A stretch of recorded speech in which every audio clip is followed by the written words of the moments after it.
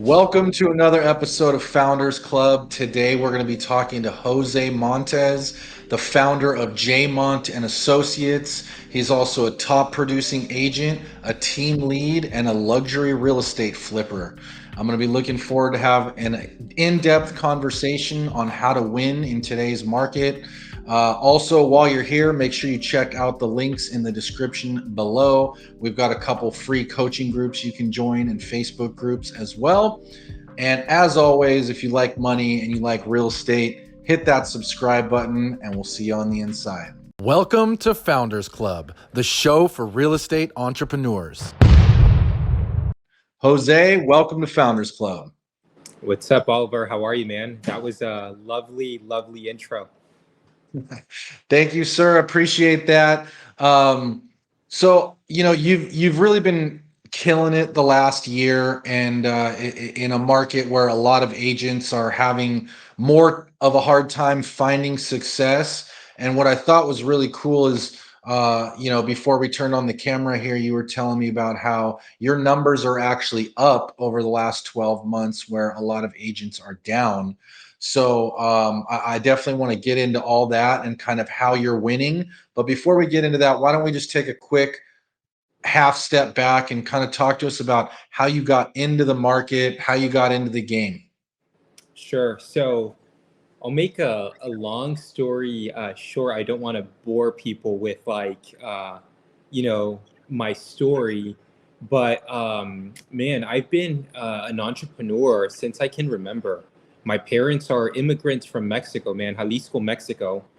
Spoke no English, came here from rock bottom. Just last night, I was speaking to my mom about her past, and she was telling me about all her difficulties. Like, she grew up in a home that literally had no running water, no power. Food was always scarce, man. And she tells me, hey, for me to survive, I was literally like, having to live it day by day. The lifestyle that we live in America today, the opportunities that I have are nowhere near what she had growing up. My dad had it a little bit better off, but even then, my dad had to relocate to California from Mexico, and doing every traditional job that a Hispanic dad would have. He did everything from field work to landscaping, and literally showing up to America with not a home, not knowing, not having connections, and slowly but surely being able to acquire their first apartment, roll over equity into what they now own. And now my dad is actually one of my business partners. I just took you guys way, way back, Oliver. And I'm going to fast forward a little bit. I obviously saw all the heartburn my mom and dad had growing up. Like, I knew money was scarce. I had the basics. Growing up, I just had what a lower income family household kid would have. I had a backpack, I had some shoes, and my parents would instill in me, like, hey, you have to go to school, get an education, work hard, so that way you can be better off. And I wouldn't understand. I really wouldn't understand what they meant by all that. I was young, and I would say I thought I knew more than I really did as I was growing up, a teenager, what have you, right? But growing up, my parents decided to sell the apartment complex that I lived in growing, as a child, to relocate to the outskirts of the city. Their intention was, hey, you're not going to grow up in this community. We're going to sell here, and we're going to take you out to the outskirts to hopefully, and what they thought was, introduce me to higher quality people, a different environment. And in that change, okay, I got to meet my beautiful life partner, Vanessa, who I've been dating since high school, man. I think it was ninth grade. Uh, February of this year, we've been together for 11 years, That's writing it amazing. out. Congrats. Yeah, it's incredible, man. It's incredible. We've been writing it out. But I bring her up, okay, because it was meeting her that really exposed me to a different way of living, a different set of values and opportunities in the marketplace. So in high school, I meet her, I'm dating her, and I started a landscaping business, man. Landscaping business, mowing lawns, and I did the average thing. I went out and I got a bunch of business cards and I started putting them out in people's mailboxes, and I started getting calls, man. People, in high school, I started getting calls. People are calling me, come mow my yard, all excited. I ended up landing a few dozen clients with my buddy, and we thought we were rolling in the dough, making an extra 20, $30 per house, right?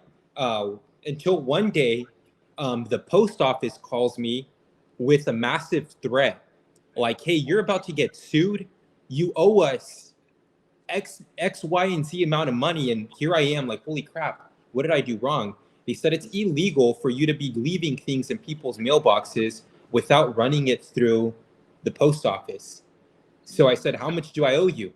And it was a ridiculous amount. I hung up, and fortunately, I never heard from them again. But that led me landing one of my clients, which was Vanessa's mom, my life partner. Her dad at the time did not know I was dating his daughter. Okay. But dad showed up one day as I'm pulling some weeds, moving some dirt around their house. He owns a concrete construction company. And he showed up home early from work while I'm working there. He's pulling into his driveway, man. Huge house in the country club, guest house, pool, basketball court. Everything you would want in a home was there. So I'm like, holy crap, my girlfriend's family does this. Like, excuse my language, I apologize. They do this. How can I learn how to do this too? Dad shows up early from work and he pulls down his window as he's driving into the driveway. I'm working there on the yard. And he's like, dude, what are you doing? And I said, hey, I've been hired to move some plants around, what have you. And he looked at me and he said, do you want a real job? And I said, what do you mean? What do you mean? He's like, show up tomorrow, 5 a.m. We're doing construction. So that coincidence of life, okay? Coincidence of life, as simple as it sounds. He shows up, he says, we're doing this. I showed up at 5 a.m. the next morning, and he introduced me to the construction world. In the construction world, man, it's heavy, hard labor. He owns a concrete construction company. He's in contracting. So I thought, like, hey, this is Vanessa's dad. About to find out I'm dating Vanessa. My life is about to be extremely easy here. I'm going to start rolling in the dough. This guy's got an Escalade, nice new truck, amazing home. I figured it out. But when I showed up, my first day, he's like, here's the shovel, here's a pick, you have to dig this trench. I was like, what the heck? This is what I signed up for? And the particular job site, man, there was pretty much no room for heavy equipment to be in there. Like, they had the excavators, what have you, all the cool tools, but there was no room to have the actual equipment in there. So I had to dig this trench on my own. And I'm swinging away, digging, man. And I ended up, a few days into it, I ended up with a blister on the palm of my hand, the size of a baseball. So it was intense. I went It's home. A lot of digging. It was a lot of digging, man. It was insane. The family still talks about it to this day, because the moment that came out, I had to like really face my inner demons. Do I finish what I started, or am I going to quit halfway through just because I have an injury? So that was one of my first big lessons. Like, hey, I'm in pain. I don't like what I'm doing, but I started this and I committed to it. Do I finish, or do I just not show up anymore? And I decided to finish off the task, like blister and everything. And I know for a fact he was impressed that I did it, because most people would have quit. And I ended up finishing up off that task and moving forward. I'm going to fast forward a little bit. I had to deal with a bunch of other hard labor tasks that they're not fun. But one day I got rewarded, and a reward I would say in the construction world is not having to do heavy labor. He gave me the set of keys to the truck, and he said, "Hey, go on a ride, pick up some lumber, drop it off at this next job site. Super easy task. You got the AC in the truck, you're listening to music. It's a cool Right. day, right?" Um, and as I was delivering that lumber, that next that next project I went to, there was two gentlemen younger, probably my age now, and one of them showed up to the job site in an Audi R8, and his partner showed up in a brand new Range Rover. So can you imagine? I'm 20 years old, 19, 20 years old.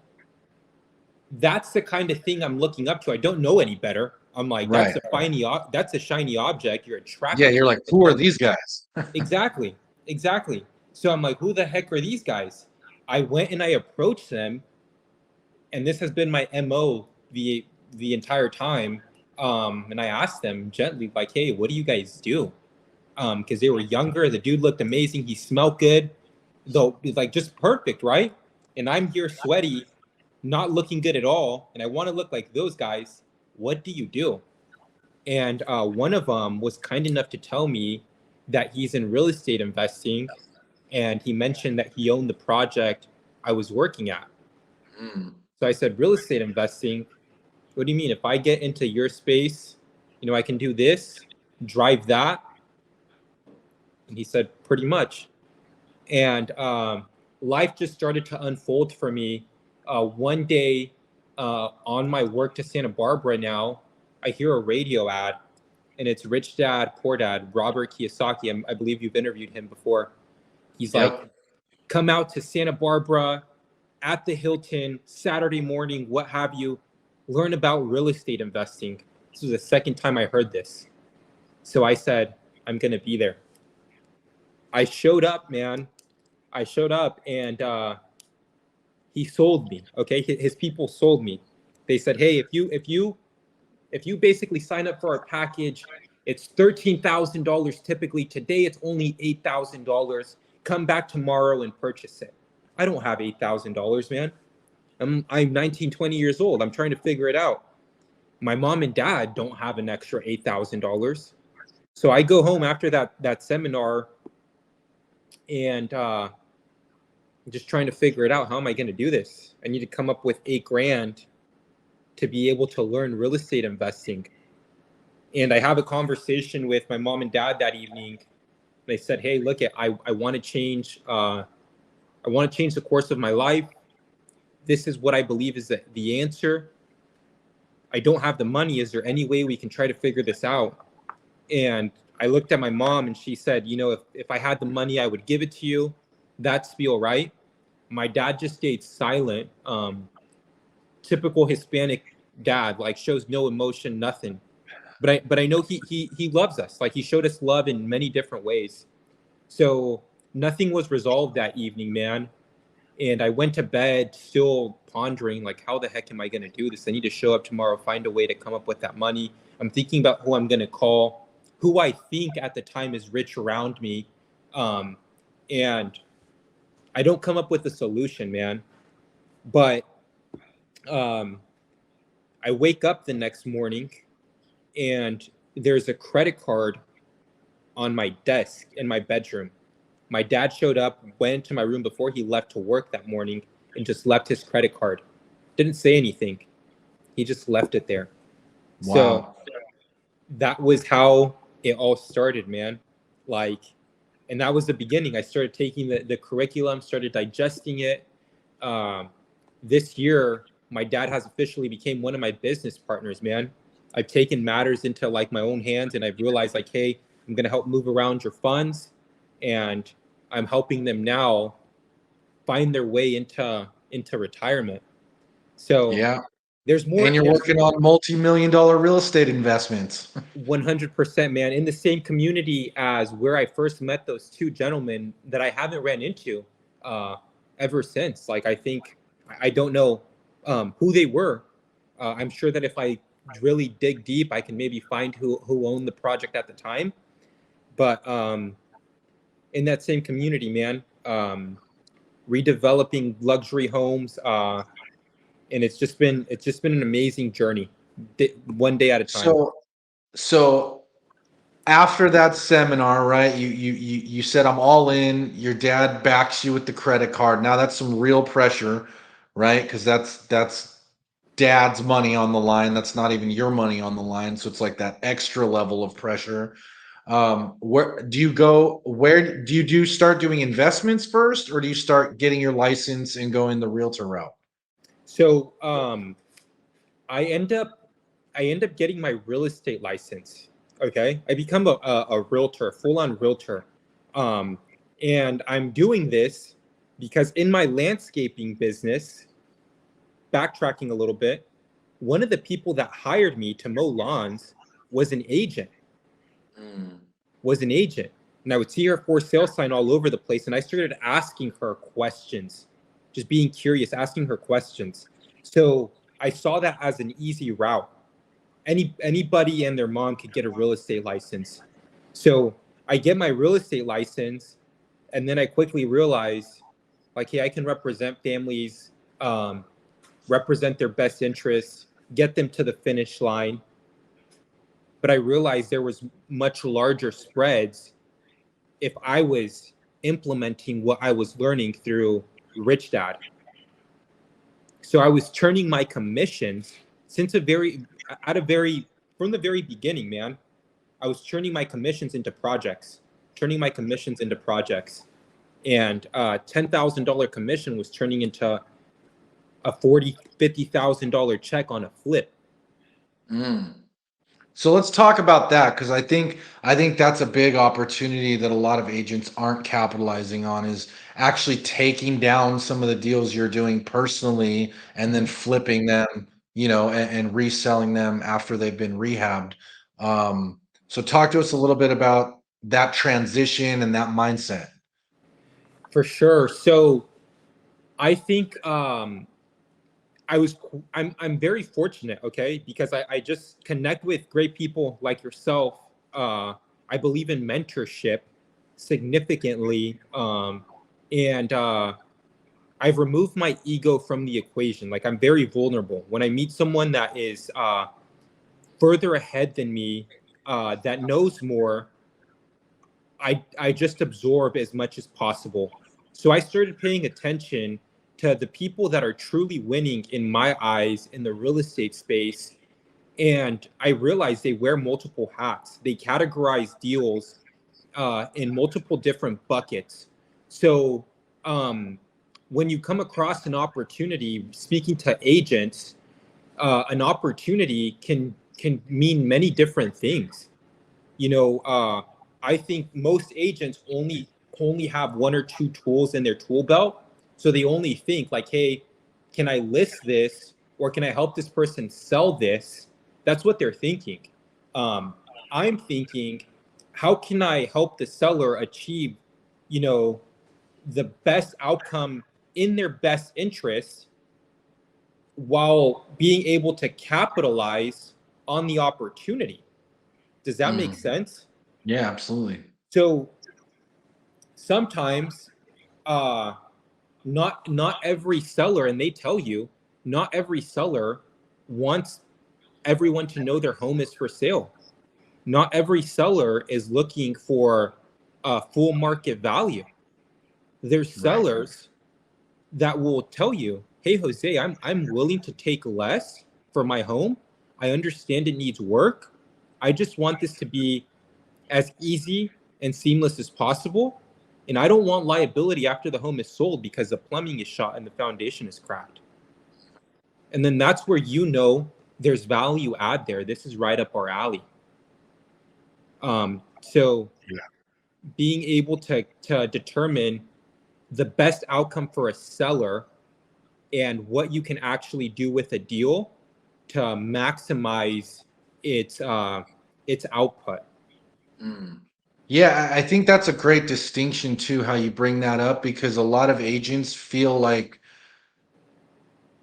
they don't want to take down the deals personally because it somehow is not best for the agent, because they're like, man, if you just put 100 grand into this property, you could sell it for 250,000 more on the backside. But what that doesn't take into the account is the other side that you just perfectly articulated, which is some people don't want to deal with that. They don't have the money for that. They don't want to swing hammers. They don't want liability. They want to sell it fast. Sometimes maybe they've inherited it and just want to move it on. There's lots of scenarios where they just don't want it anymore, and the fastest sale is in their best interest, and they'll let you know that. And a lot of times, simply the best thing to do is ask, hey, if you want 700,000 for this property and I bought it off you for 700,000, would you be happy with that? A lot of times they're just going to say yes. It never even has to go on the market. There's no showings. It all can happen very quickly. Absolutely. So just being able to communicate, right, with your seller, understanding them, and as agents, you have a fiduciary duty to your seller. So communication is 100% the most important thing. Like making sure they understand that they're leaving money on the table if they go this route, and then letting them decide. Um, so uh, I think agents just need a few more tools in their tool belt to be able to do more, achieve more, and go further. Right. And to your point, that's exactly how you, as someone in the business, can turn a $10,000 check into a $40,000 check by stepping in and doing that value add, and then, taking the deal to the finish line on the other side. Absolutely. So, So you recognized all that stuff. You're doing kind of the realtor side and the investor side. What was it that you started doing where you really kind of leveled up your game and took it to the next level? Because now obviously you're a very successful agent. You're a top producer. What was that shift and step up like? The shift and step up, are you asking in terms of like what time in my career, or um Just yeah, like what changed in terms of either mindset, business practices, your schedule? Like what was it that took you from doing, the handful of deals a year when you started to now, being a top producer and doing much bigger deals? I think for me it was being introduced to more opportunity. And that came through, again, mentorship, getting to know more people, building meaningful relationships with the people around me. So I believe that I was only able to see what was accessible to me. Um, but I start connecting with mentors, and I spend a significant amount of money annually in here, like back into myself, cutting very large checks to people that have already done it, to just, hey, beat me up real quick, man. What am I not seeing? Where am I failing? Right. Yeah. So Yeah, not to cut you off there, but we're big on that as well. The old saying is the five people you spend the most time with is kind of your net worth, but it's the same thing with mindset. It's the same thing with business, and by oftentimes, you want to be around the highest caliber people, and there's ways you can do that by just networking on your own. But oftentimes, the best way to do it is to just pay the money and join a high-end mastermind, or join a country club where all the heavy hitters go, or any of those types of things where, yeah, maybe you got to pay to play to get into that space, but what you're going to learn from those people and how it can accelerate your business usually pays off many times over. absolutely, it's the investment. It cuts the learning curve, man. It cuts the learning Yeah. curve. And I think that is what allowed me to go from, hey, I'm flipping a $400,000 house, to right now I'm redeveloping a $7 million home. So it's being introduced to different people to say, hey, Jose, you're already putting in the hours, the effort. The only thing you're doing is adding another zero. Mm. That's Mm. it. You're going to attract a different set of crowd into your sphere by holding the same principles. That's it. Being true, staying true, being authentic, and you're going to attract people that are looking for me because I'm still an operator. I'm in the day to day. I'm in the trenches. So Mm-hmm. there's as you know, there's people that are truly loaded that are looking for guys like us to operate for them. Do the work. I'll bring the resources. I think something that I can share with an agent right now, a younger version of Jose, just getting started. Just because you don't have $500,000 to take down your deal doesn't mean that $500,000 isn't out there. You can't pick up the phone and someone will fund your deal. Great point. I'm at a point where I'm JVing, so I will personally fund deals for other Jose's, younger versions of Jose's. That hey, I found the deal. I'll analyze it. If it makes sense, I'll partner with you on it. I'll write the check. This is how we continue to grow together. Does that make sense? Yeah, I love that. Yeah, So and then you're paying it back forward and you're helping the next generation of Jose's come up and lift themselves up to success. absolutely. So I think that once they realize like, hey, I might not have the $8,000 to take the curriculum, but this guy does. Yeah. And then now I'm paying it significantly forward to my dad, and I'm using that as an example. Um, but what you're looking for, it's out there, as long as you're willing to look for it, work for it, and not give up in your pursuit, in the chase. That's right. Don't give up on that chase for sure. What about like what changed on your realtor side of the business to take it to the next level, to start doing more deals, to, like you were saying, not have a dip over the last 12 months when most people did. Talk to me about what that looks like. Yeah. So don't get me wrong. I obviously felt the heartburn too. I was, come came COVID, everyone was, you know, making tons of money. It was super easy. I would put a home up for sale. Boom, I had multiple people interested. A few people would miss out. I'd just take them to the next. Sign right here. It was super easy. But hey, Powell said rates are going up, and we started losing buyers. People just leaving slowly but surely. And I did face pullback. Like there was a month or two where my deals really cut back. So I'm like, holy smokes, there's something happening here. And this is my first journey through an actual pullback. Like I'm too young to have experienced '08 or anything before that .com bubble, but I definitely have experienced this wave, and I managed to make my business go further versus backwards. So what I did was I analyzed everything on my board, meaning how much money am I spending to generate leads? Where can I start cutting costs?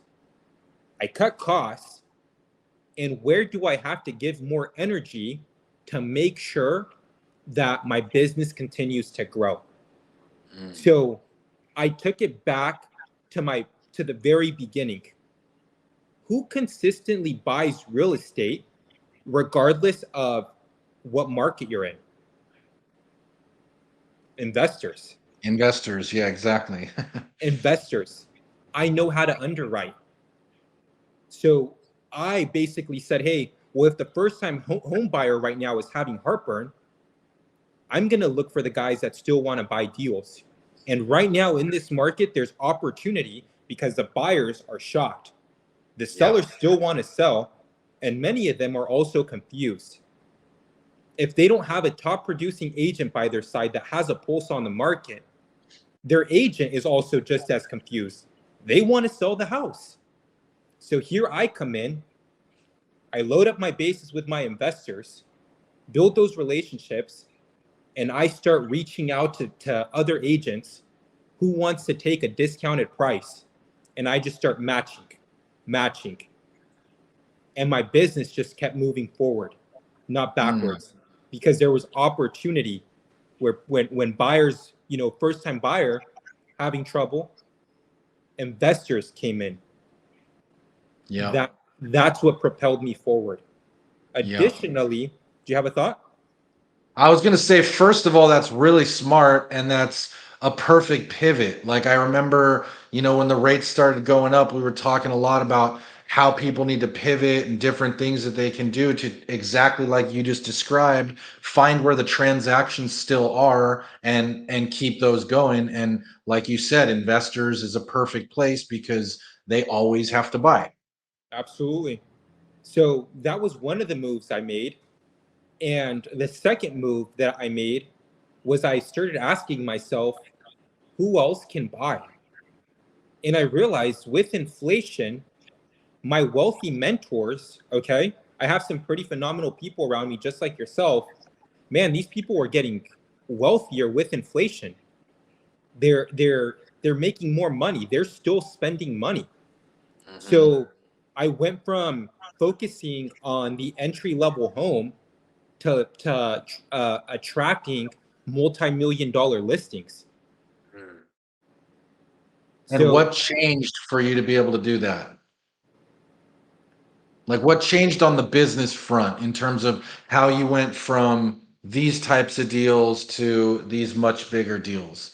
Because I think that's something that a lot of people want to learn from. yeah, if I had to answer that in layman's terms, it was the people that I was calling on a day-to-day basis. So in my networking, rather than calling, mom and dad that are thinking about buying their first home, I was calling the business owner. I was calling uh, the large developer. I was investing time into people that already had the larger assets and just providing value to them. And are these cold calls or how are you calling them? And what are you saying? So I'm huge on social media. Okay, we're in a very high margin business. So if you follow me on social media, you pretty much have a pulse on my life. I'm very transparent.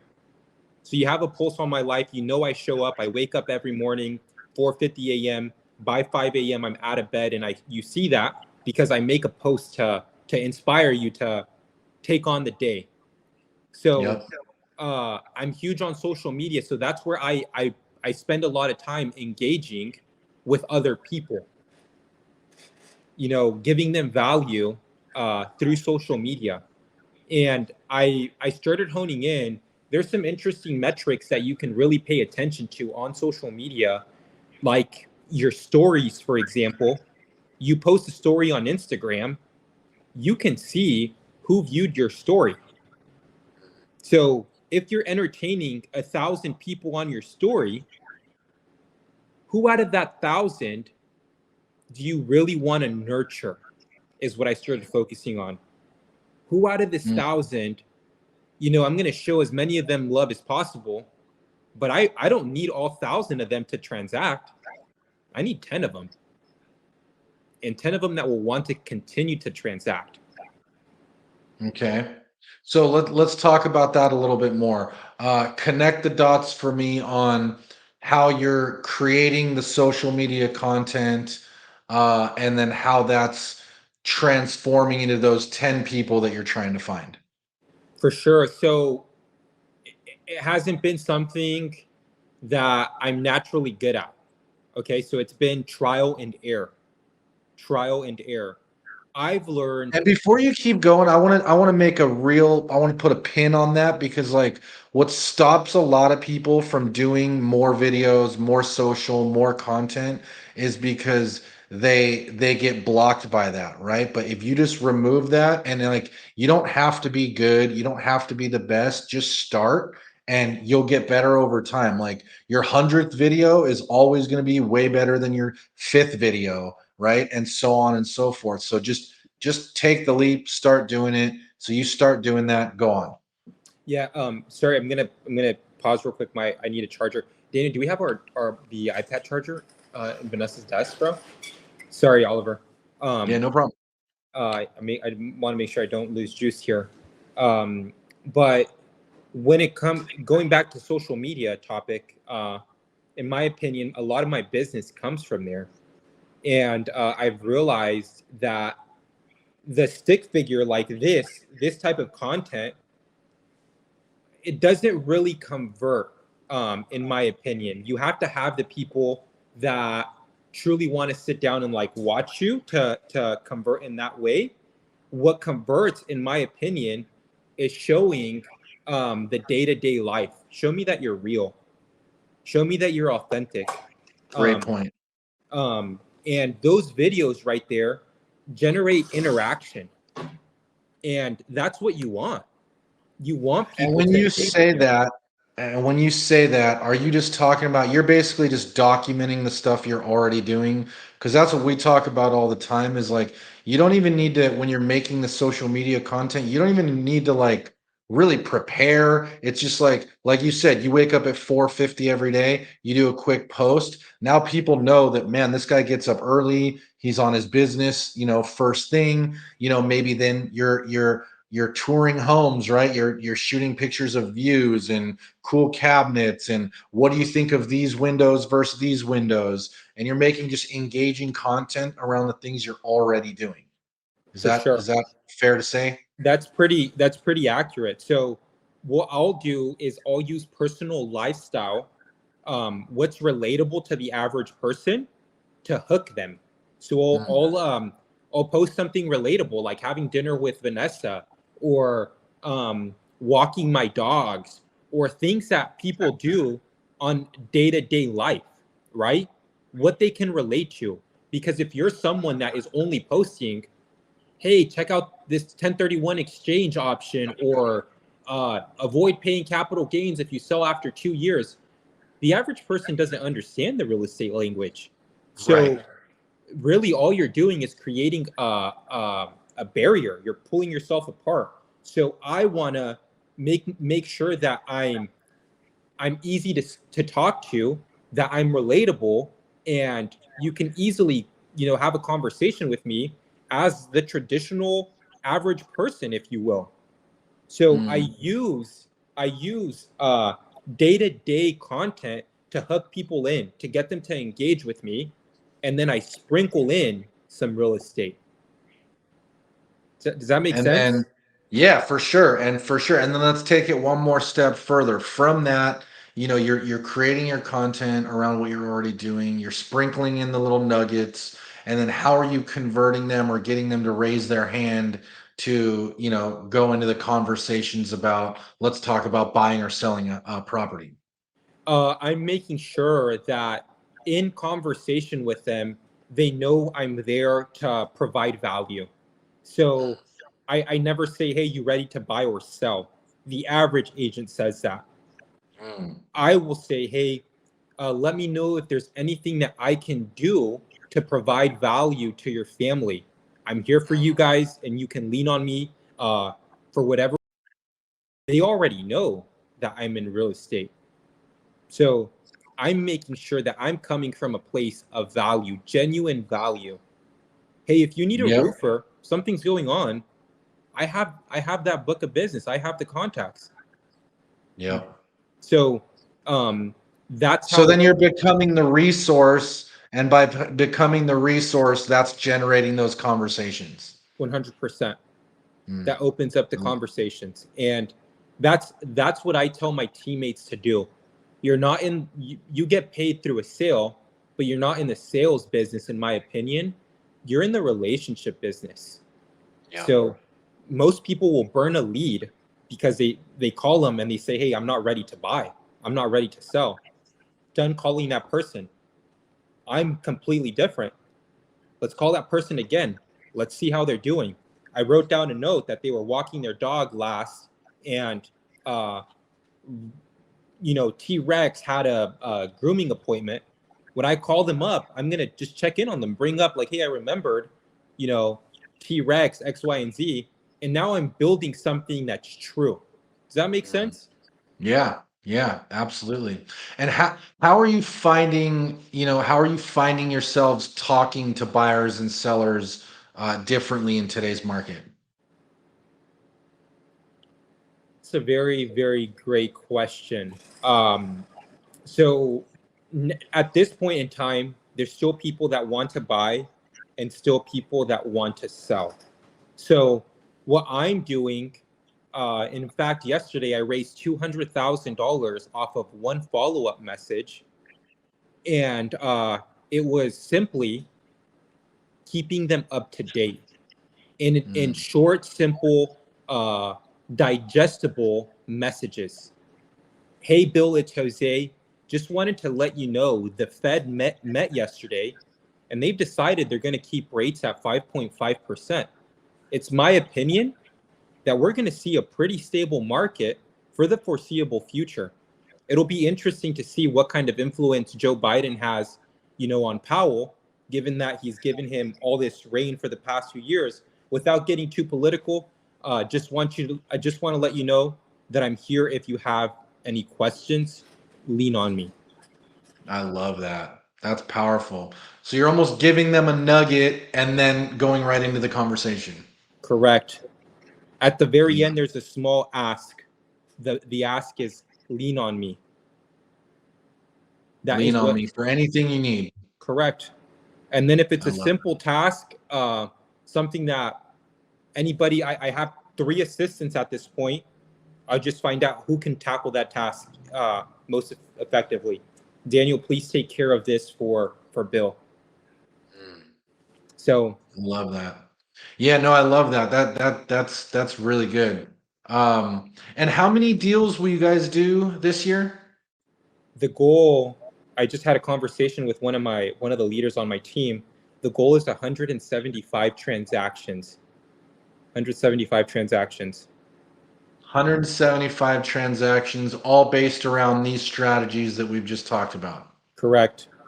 Based Yep. around these strategies, just relationship building, staying on top of, on top of the business. So, and more so, being able to pivot and adapt because the market is constantly changing. The moment you feel like, hey, this is going to be the strategy I'm using all year long, boom, you have to quickly pivot to a different product, different type of buyer, what have you. So, remaining liquid and rolling with the punches as new information, um, potentially a new president coming in and influencing the people. You have to be able to be liquid, move Yep. with the water. Yeah. Yeah. That's all really, really, really good advice. So I've heard you say a couple things in relation to kind of how you've been building the business in terms of like the social media stuff. It sounds like you're making calls every day. So why don't we just talk a little bit about kind of how you set up each day for success and kind of how you coach your team on setting up their day to, be performance based. For sure. So I think every agent needs structure without a doubt, because you come into this industry and there's so much freedom that you can quickly lose sight of the speed to lead. You will get beat every single time by Oliver and Jose if you think you have all the freedom in the world being in this business. So if you're taking on a client, you have to make sure you have boundaries, of course, but you're also showing up for that person. Meaning, hey, if this person wants to write an offer on 123 Banana Street, you can't write that offer in 3 days. You have to write that offer now, get it submitted now, and bat until it gets accepted. You can't come back 3 days later and say, oh, now I'm ready to write this offer.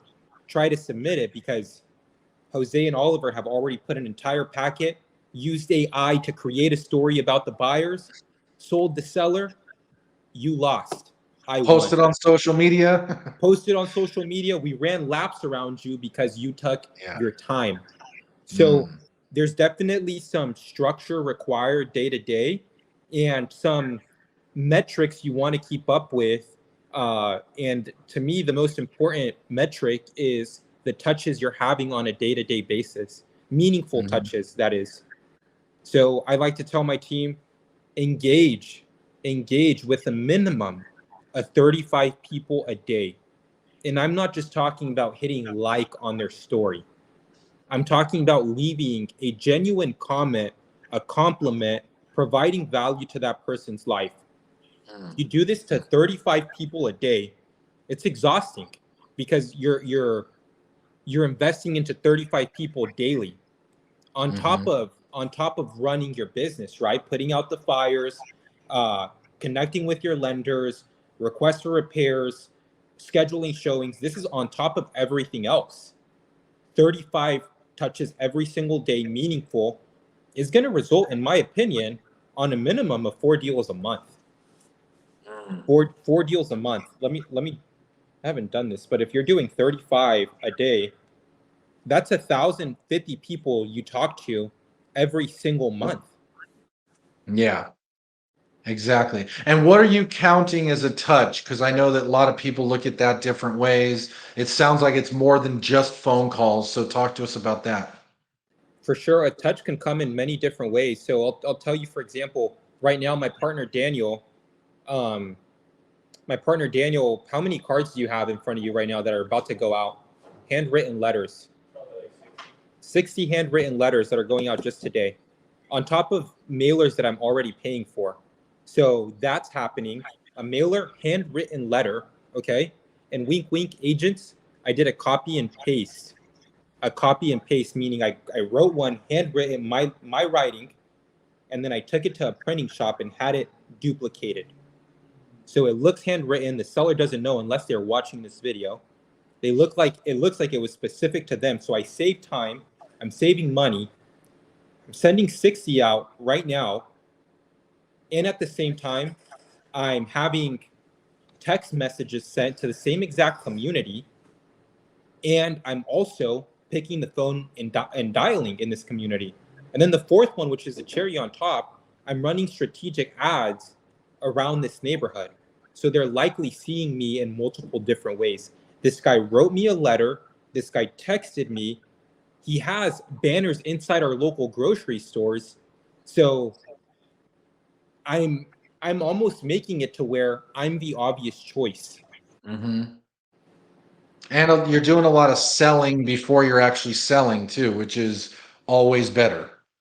Correct. Yeah. Wow, that's great. Anything else that are must do's on your daily outside of the 35 touches? A must do every single day. I think this is something that everyone should be doing, regardless of being in the business.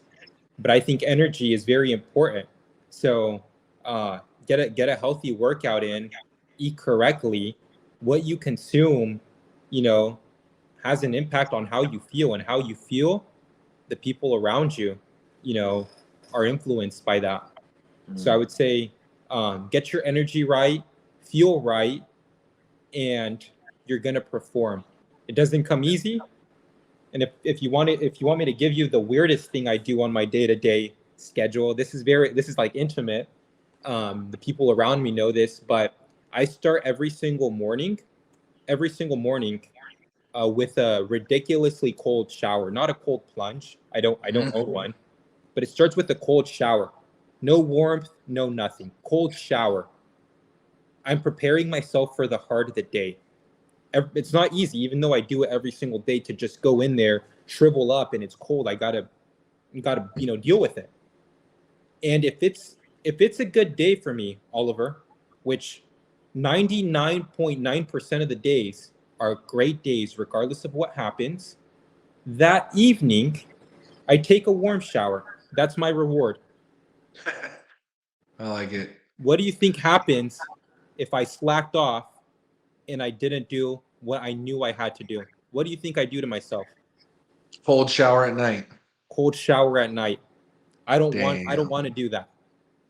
So Dude, that's one of the best accountability systems I've ever heard. so Very simple mhm. and very easy to execute, and definitely a level of punishment that you're not going to want to deal with. It's very simple. Doesn't sound like much. For the average person, people are probably like, "Oh, what a sissy cold shower. So what?" Try taking a cold shower in California when you don't run the heater in your home, right? It's 40 degrees. It doesn't feel good. It doesn't No, feel it good. doesn't. Um, Yeah. so it's a form of punishment for not performing when you know you need to be performing. Love it. No, I Yeah, love that. That's great. So a couple questions to wrap with. One, I always like to ask the successful people I talk to what they invest in. Now I know that you're big on the real estate side, so why don't we talk about that big deal that you're working on and kind of how you found it, how you funded it, and what you're doing with it. for sure. So what I invest in, I tried to touch a bunch of things early on. Okay, stocks, cryptocurrency, a bunch of things. I found that I only make money and the most money in the game that I play. If I know the game, I'm going to play to win. But if I'm relying on other people, other things, then the odds are not in my favor. So, Yeah. in the past few years, I started funneling my money back into my real estate business, my developments, and most recently, a 49 unit development. So, do you want me to go into depth of that deal that you're referring to in Santa Barbara? Yeah, that multi-million dollar house flip you guys are doing. Yeah, so that's a big boy, big puppy. Purchase price was $3.2 million. I underwrote it for about 6, 7 months. You might think, why did it take you so long to underwrite a luxury redevelopment? Because it's literally a 4-story home on the Riviera in Santa Barbara. So this is not your average like a typical foundation. There's retaining walls, load bearing walls, everything that you can imagine is going into this home. It's a literally a multi-million redevelopment project. So I had to make sure my numbers were accurate, my construction costs were accurate, and it all penciled out before I fully committed to the deal. So a strategy that I'm using right now to be more effective is one, putting my money up, raising some money, and then having a partner in the deal that also has interest in the project getting to the finish line. In this case, I married my contractor. I said, hey, you want to get this done? I want to get this done. I want you to have some skin in the game.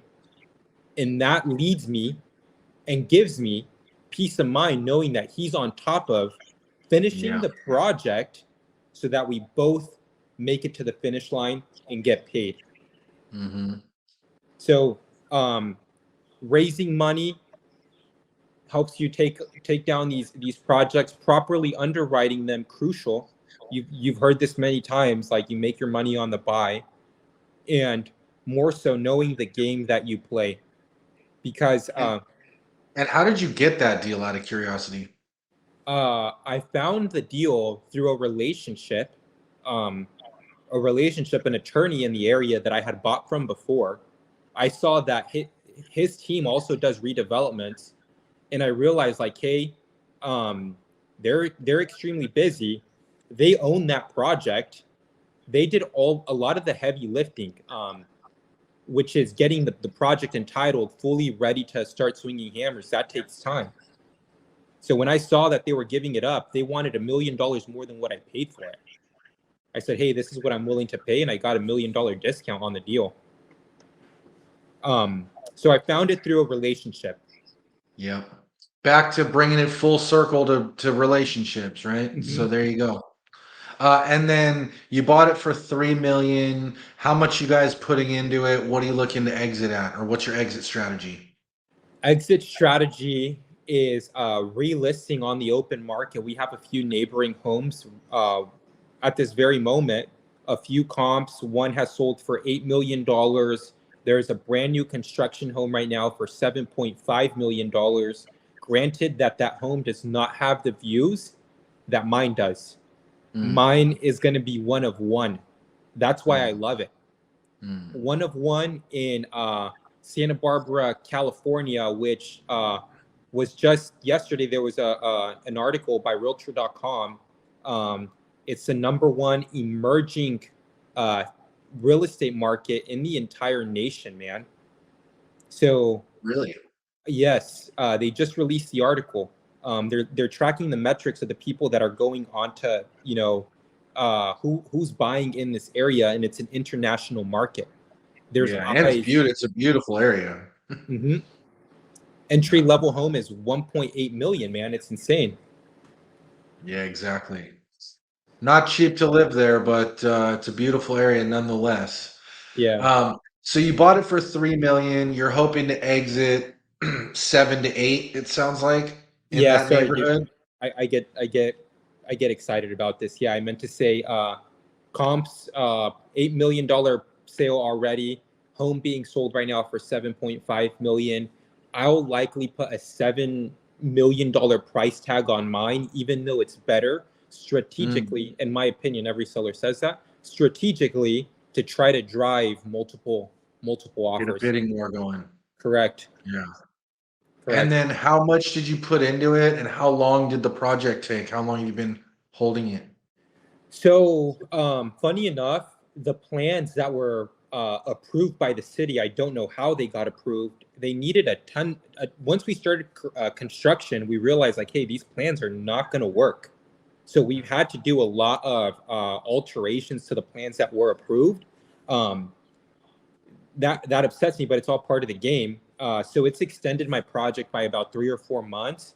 But I think all in all, it'll be a 16-month project with about $1.3 million of out-of-pocket redevelopment costs. Hmm. So let's say $3 million purchase price, $1.3 million redevelopment expenses. What is that? 5.3, Yep. and then give it $500,000 in holding costs. So just a little under 6 million potential profit, Yeah. over $1 million on that one deal. That's a healthy deal right there. It's a healthy project. Yeah, man. Well, all the best on that. I hope that works out great for you, and you make a mint on it.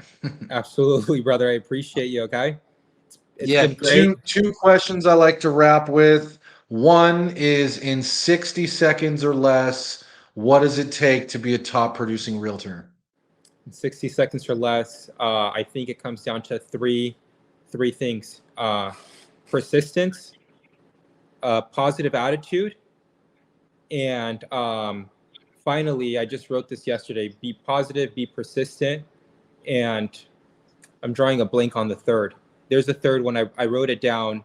Uh, it's my 3 Ps: positivity, persistence, and you're gonna have to forgive me. You're gonna have to ask me again in the near Yeah. future. Um, Yeah, we'll get that one in there. yeah, but it's there, man. I'll think about it and I'll message you. But it's very simple, man. Just Yeah. don't overcomplicate it. Take it one step at a time, and know that if you have good intentions, it's going to come to you. I hope that was under Yeah. 60 seconds. Yeah, I love that. No, that's beautiful. And I agree with the persistence part. The longer you stick with it, the better it's gonna go. Final question is I got two young boys at home, 6 and 8 years old, and I always like to ask the successful entrepreneurs I talk to what their advice would be to them and the next generation on what it takes to be successful. I love that one, man. I just recently started mentoring a few students in our local schools, um, and it's to help. Okay, I met a gal who grew up extremely wealthy, and she was embarrassed of her wealth, and she went into a shell because she wasn't relatable to anyone. Instead of being, most people are embarrassed because they're broke. She was embarrassed because she was rich, wealthy, hundreds of millions of dollars. So she went into the shell and wasn't performing when she should have been pushing the family legacy forward.